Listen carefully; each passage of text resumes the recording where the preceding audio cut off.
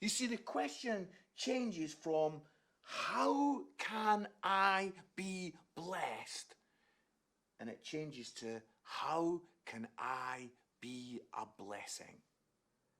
So many Christians that I meet around the country are like absolutely captured with this. How can I be blessed? Where can I go to get the biggest blessing? Where can I go to get the biggest blessing for me and my family? I want the blessing. You know, oh, I'm going to go to the church down the street because their preaching's better, and it's like I'm going to get a bigger blessing. Or I'm going to go to that church in the other city because their worship is better, and I and my family are going to get blessed more.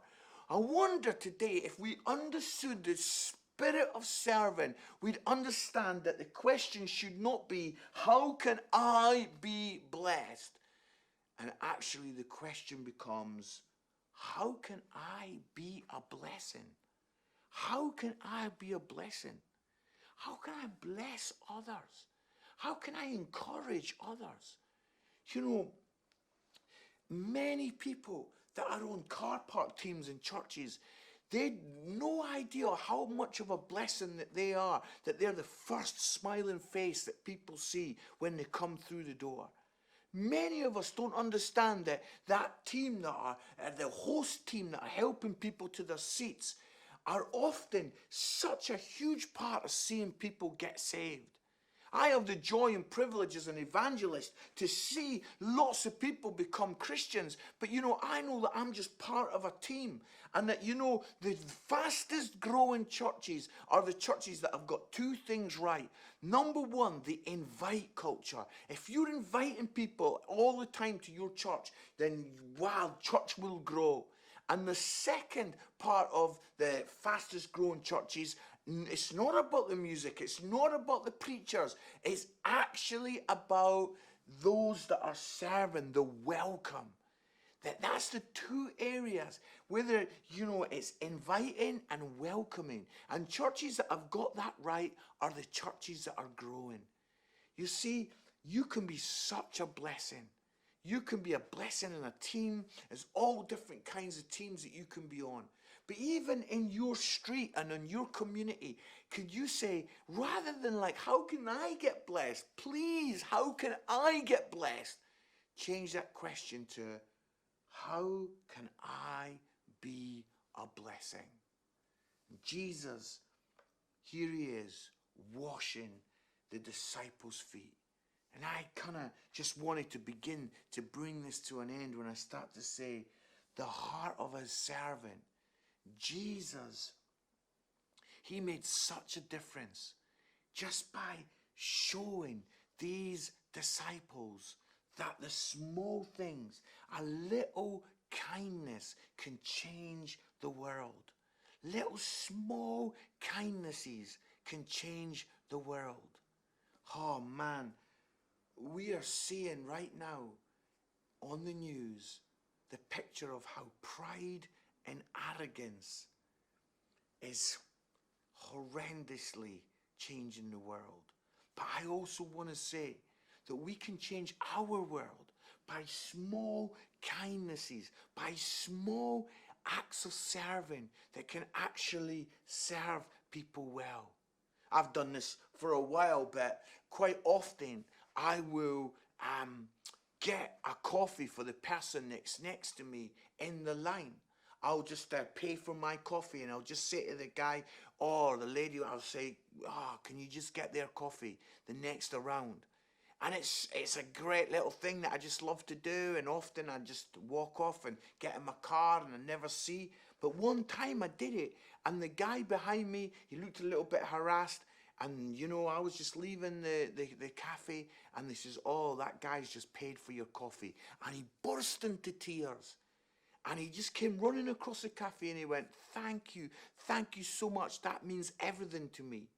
Wow, it was £2, £2.50 or whatever.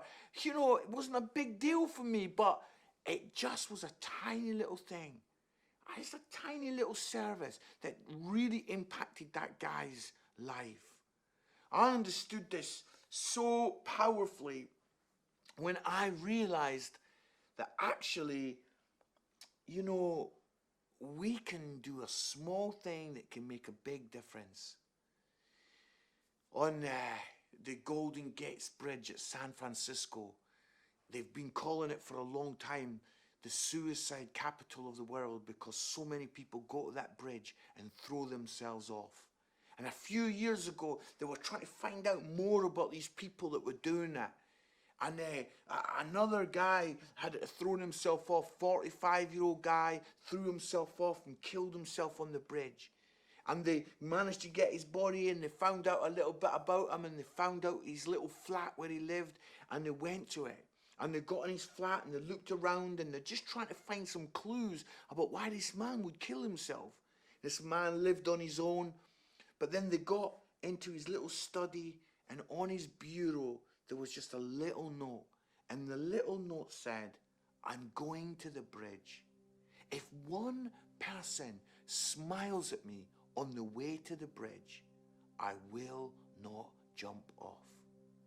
And how sad when they read that and realized, obviously, no one had smiled at him and he threw himself off. A small, tiny thing like a smile, and yet could have made such a big difference.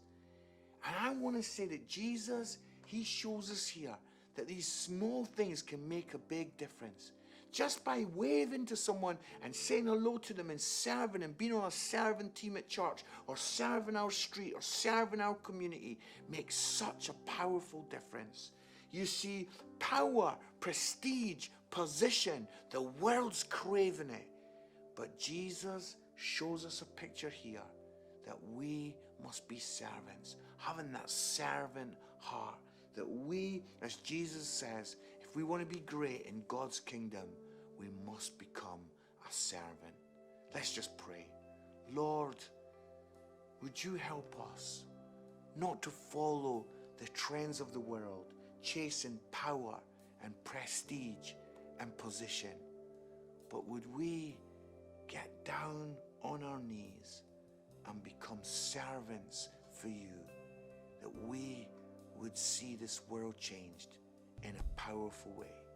In your name, amen. God bless you, church. Great chatting with you.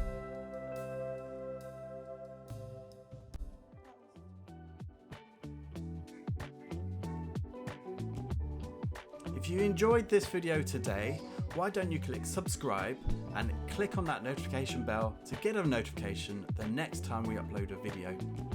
And if you're new or you've been coming to the C3 Church for a little while now, why don't you find out what your next step might be in the journey of faith? Click on the next step link in the description below to find out what your next step in your journey might be.